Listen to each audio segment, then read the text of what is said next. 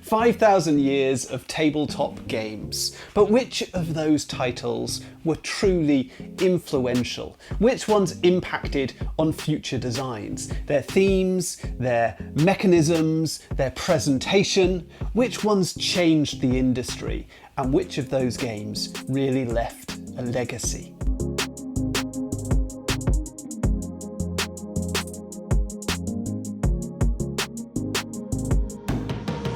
I'm Adam Porter, I'm a board game designer from Wales. I have 10 games or so on the market and a few more on the way, hopefully a big announcement coming up in the next couple of weeks. And I've written a number of books about board game design. So we have Adam in Wales Product Design, Adam in Wales Getting Published, we've got the Board Game Designer Journal, we've got playtesting, and then the new book, Adam in Wales Legacy, which I'm introducing for the first time now. This is design lessons from history's most influential tabletop games. And it's a big book. I mean, if you look at it compared to my book about playtesting, this is massive, over 500 pages. And this is available as an ebook or as a physical book from Amazon. Now, in this book, I've picked out the 100 games which I feel have been most impactful, most influential throughout history. And I've tried to come up with a fairly even spread. That doesn't really work, does it, over 5,000 years? But, you know, I've got a good number of modern games, the games that you'd see on the walls behind me here, a good number of games from the 1900s, those sort of Parker Brother, Milton Bradley games that we would have, or I played in my childhood at least. Some of the hobby games that started to introduce this new wave of Dungeons and Dragons and Games Workshop and war games, that side of things. And then some of the more ancient and medieval games. But I have limited myself to games which are still familiar today, games which are still played to, you know, most of the way. There are a few games in here which I've got to include just because they're so impactful, even if maybe the game is not entirely, you know, fully familiar right now. So we go all the way back to games like chess and checkers and Mancala and Go and marbles and Nine Men's Morris and backgammon, those ancient games. Then through the medieval period, we look at games with playing cards, into the early modern period, poker, trick-taking games, bingo, and then into the mass market monopolies and Guess Who and Battleship and so on, moving on into that Games Workshop period of Warhammer Fantasy Battle and Advanced Squad Leader, and then through into the modern era, starting with Catan and then Carcassonne and Ticket to Ride and more recent stuff like Wingspan and Terraforming Mars and Exploding Kittens, and it's all in here, 100 games. It was a lot of fun trying to pick out which 100 games to include. For example, are you familiar with the game Tiddlywinks? I am. I played it a lot as a kid. I think it's more of a novelty these days.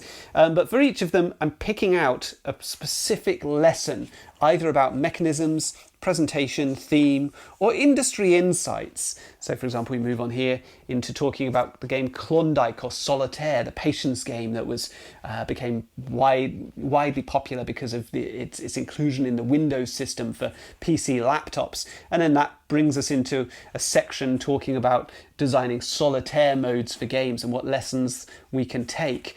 The section on Monopoly also includes the Landlord's game going back to 1904, and this is a particularly fascinating tale because you know, the designer of Monopoly, Charles Darrow, is not the designer of the Landlord's game, which arguably is the original, well, it definitely is the originator of that system, Elizabeth McGee. Elizabeth McGee did not make anything like the money that Charles Darrow did, the millions that he made from basically stealing Monopoly from Elizabeth McGee. So then it enters into a whole section on taking inspiration from other games. How close is too close, essentially? You know, there's lots of examples. Later on in the book, I talk about the game Dominion. And of course, Dominion has numerous similar games that have come out later.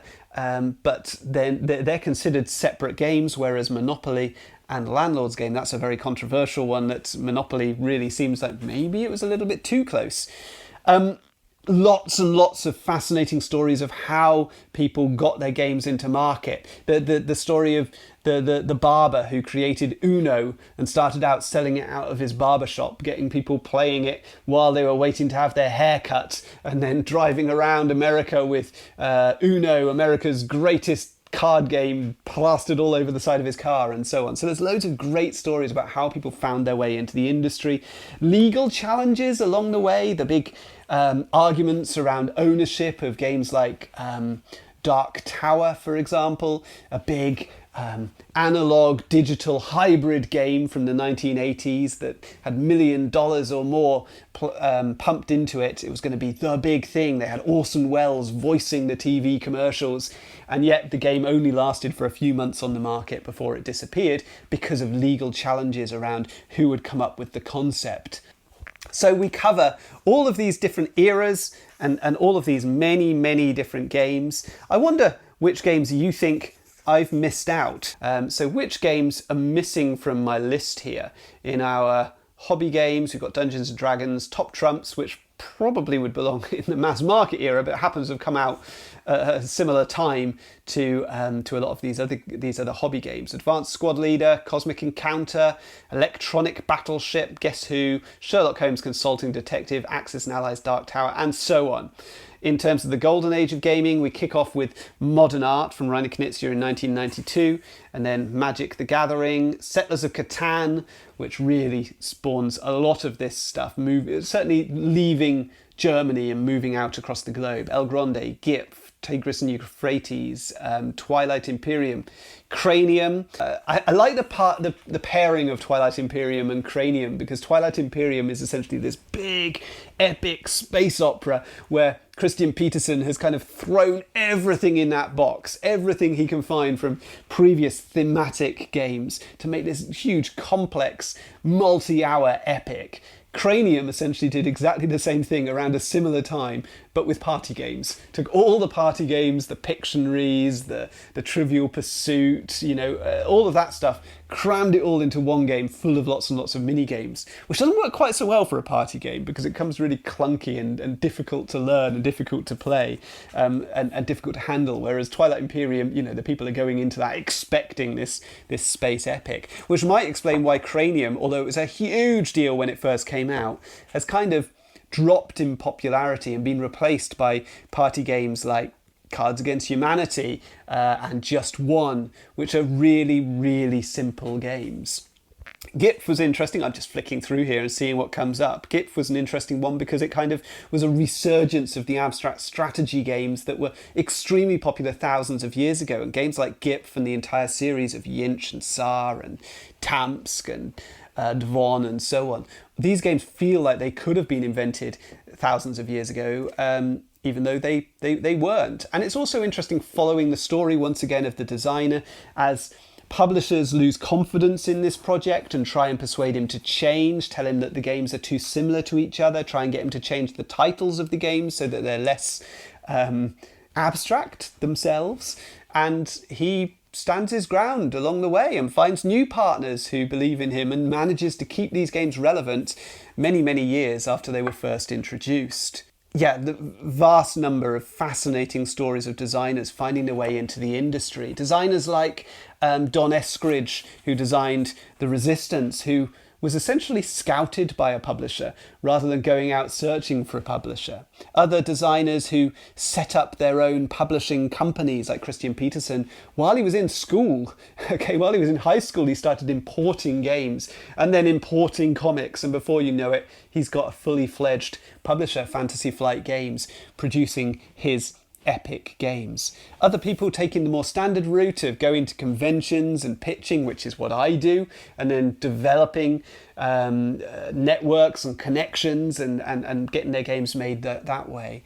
And then going back to people who were just entrepreneurs first rather than gamers in the early 1900s and mid 1900s, just seizing an opportunity, finding a game, thinking, right, this is the one, investing their life savings in it, literally selling their houses, selling their cars, investing it in the games, or finding somebody who's willing to do that for them, and then building up a following before they sell it on to somebody like Milton Bradley or Parker Brothers, and often lose all sort of contact with it, essentially, have no further involvement while those big publishers rake in the money, although the money paid to those original designers generally was much, much more than you would get these days. So it's full of these industry insights, as well as these mechanisms, like, you know, if in the section on snakes and ladders, we consider, do we need decisions in a game? In the section on shogi, we talk about multi-use components, shogi being this abstract strategy game very similar to chess, derived from a previous game, a precursor to both of them, chaturanga. But shogi uses similar pieces to chess, but allows them to swap sides. So when you capture a piece, it becomes one of your own pieces, and allows them to upgrade when they reach the end of the grid. And the single piece, by rotating it in a different way, changes its power and changes its ownership. So this idea of multi-use components, which is used a lot in later games. In the poker chapter, I talk about hidden and open information, because we of course have draw poker and stud poker and Texas Hold'em, some of them where there's open information in the middle of the table shared by all players, others where you keep your hand to yourself and other players can't see what you've got. And what impact does that have on the style of the game, the feel of the game, and how does that relate to modern board games? There's a chapter in here on a game called Kriegspiel, which might not be so familiar to you. Now, Kriegspiel is the original war game, essentially, in 1824. And when I say war game, what I mean is it's a military exercise, okay? This is essentially a simulation of war on a tabletop, moving around units, overseen by a moderator, again, within the military, as a training exercise. So they're enforcing the rules, telling you where you can move and so on. A bit like a games master in Dungeons and Dragons, many 150 or so years later. But Kriegspiel introduces modular boards, it introduces rolling dice for combat, it introduces hit points, all sorts of things that we see in modern games. And really importantly, it's this idea of an umpire. And as later versions of Kriegspiel develop, they do away with the rules altogether. Essentially, the umpire just makes it up as they go along and tells the players the outcomes of their battles. This drives us down the path of how do war games develop? How do we end up with things like Advanced Squad Leader and Risk, as well as how do the role-playing games like Dungeons and Dragons develop? So all of that stuff's covered in here. There's also sections about the industry as a whole. There's a section which talks about the development of the various different publishers that became very familiar in the 20th century. Things like FX Schmid and Selco and Reiter, and Milton Bradley, of course, and Parker Brothers and their big rivalry, alongside people like Ravensburger, even Nintendo, who were making tabletop games for 100 years or so before they started making video games. So there's a section on this, and then towards the end of the book there's a section on where I can see us heading as we move forward into the future. Now obviously I'm not a fortune teller, I have no idea, but these are my best predictions on where we are now and where I can see us going. There's also a large section at the end covering all of the honourable mentions, the games which didn't quite make it into the list. I mean, it pained me to leave out Hungry Hungry Hippos, for example, because it was such an iconic game in my childhood, but I couldn't quite see how it was impactful because there had been many of those plastic monstrosity type games before, and probably the big innovator in that space was Mousetrap, which does get its own chapter. Mousetrap, fascinatingly, when it was presented to Milton Bradley by the designer, Milton Bradley executive said it was just a pile of plastic junk and wouldn't sell it, which was ironic considering the games that Milton Bradley went on to sell over the coming decades. And Mousetrap really proved the importance of table presence and how important it is to be able to have a really good television advert, a game that children just can't resist, which carries forward to this day. So all of this insight is in here. This is a book which has been a bit of a labour of love, right? It's taken me the whole year really to put this together and bring it into my sort of family of books as the fifth book in the fifth title in the range. So if you want to get hold of a copy, you can pick it up on Amazon, anywhere in the world that has an Amazon. You can get it as a physical paperback. It's printed on demand, so it'll be sent out to you very, very quickly. Or you can download it as an ebook and read it in that form. But I hope it's useful to you, whether you're a designer or whether you're just a player who's fascinated in the history of games. Either way, I think there's a lot in here for you.